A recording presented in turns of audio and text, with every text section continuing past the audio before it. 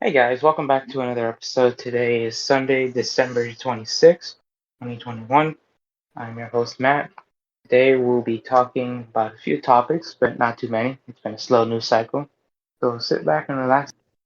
We're going to start with the Senate Defense Bill currently going through the Senate Armed Services Committee's proposed 2022 Defense Policy Bill, which contains a provision which would require women to register for the draft, officially known as the Selective Service Program. That's a big change. Up until now, it's only required by men. Many groups, specifically men's rights groups, have been arguing in the Supreme Court, going up to Congress, saying that it's in the name of equality that women should register for the draft as well. Up until this point, there hasn't been much news covering on it. It does seem as if there is gaining traction. The last time this was in the news was when it was in the Supreme Court early this year, and it decided that it should be up to the Congress, not the courts, to decide on the matter. So we're going to see what the Congress decides to go with now.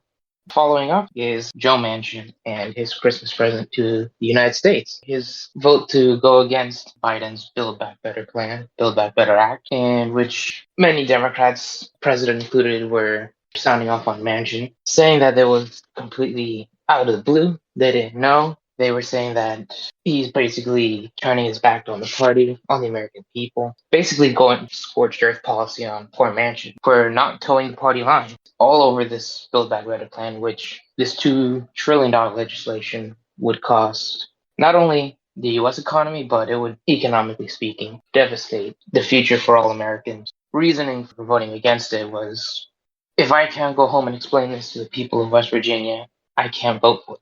And frankly, that should be how every politician should be. They should be voting in the name of their constituents, not just in the name of their party. So kudos for Manchin for standing his ground. It's not easy to do it in the face of the opposition that he's going up against. The thing that really shows the true colors of the Democrats at this point is just how they're lying about not knowing. For months, this guy has been saying that he's not going to support it, that it costs too much. He has never said anything different. The second it's been introduced, he's been saying the same thing he's saying now. It costs too much. He can't support the bill that costs this much because he can't go home and explain to his constituents why he voted for a bill like that.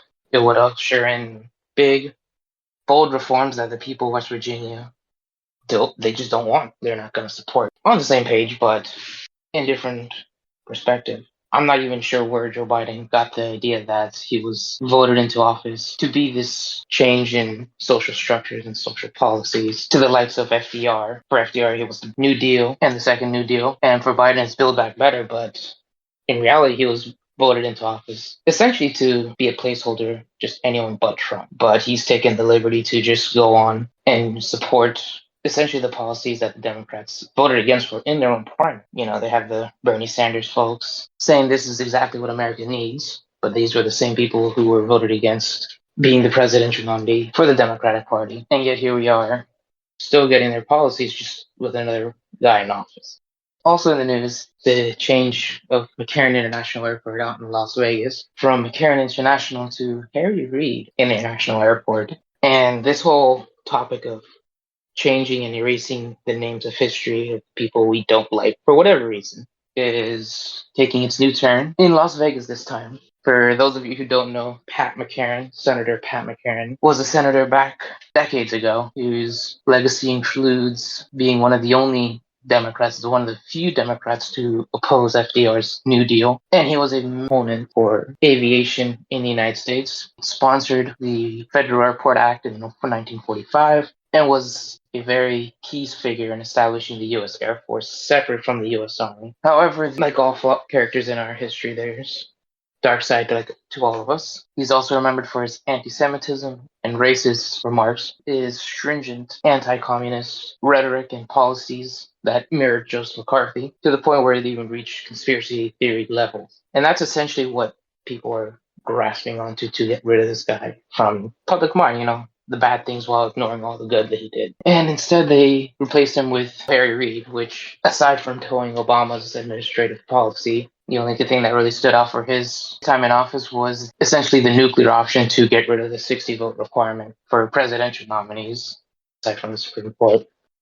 But that's who Nevada wants to wants to have replaced. And last but not least, COVID, everyone's favorite topic nowadays. And as we all see, there's been an uptick in cases, similar to early in the fall, around September time, having similar case spikes. And we're regressing back into old mask policies and lockdowns features that a lot of people were hoping were behind us, but we'll see if they're able to stay behind us or if they're coming back. So thank you, everyone. Please like and subscribe if you liked what you heard. Please leave a comment if you want to hear more of something or less of something. Till next week, hope you have a good holiday season. Happy New Year, and hope you have a Merry Christmas.